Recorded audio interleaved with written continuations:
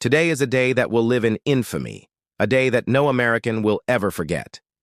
On this day, 21 years ago, the United States was attacked. Here's how it all went down. Before the attacks, 7:59 a.m., American Airlines Flight 11 took off from Boston to Los Angeles. On board were 81 passengers and 11 crew members. 8:14 a.m., United Airlines Flight 175 also took off from Boston. On board were 56 passengers and 9 crew members. 8:20 a.m., American Airlines Flight 77 took off from Washington Dulles to Los Angeles with 64 people on board. And 8:42 a.m., United Airlines Flight 93 took off from Newark to San Francisco. On board were 44 people. Then the attacks began in New York. 8:46 a.m., American Airlines Flight 11 crashed into the North Tower of the World Trade Center between the 93rd and 99th floor. Fire immediately began to engulf the building. 9:03 a.m., United Airlines Flight 175 crashed into the South Tower between the 77th and 85th floor.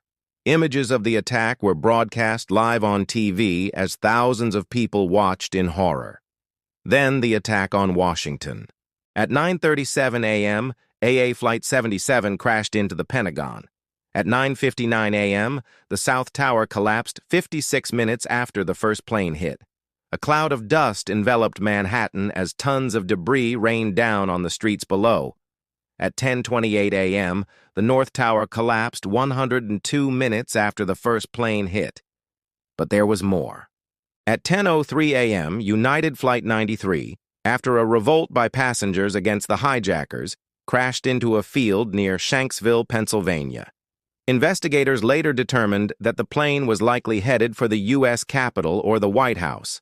In total, 2,277 people died, plus the 19 hijackers, from over 90 countries. 9:45 a.m., U.S. airspace was closed. All civilian flights were grounded. 12:16 p.m., the last civilian plane landed. U.S. airspace was completely clear. 5:20 p.m., the collapse of 7 World Trade Center, a 47-story skyscraper near the Twin Towers. This is your host. This has been The History.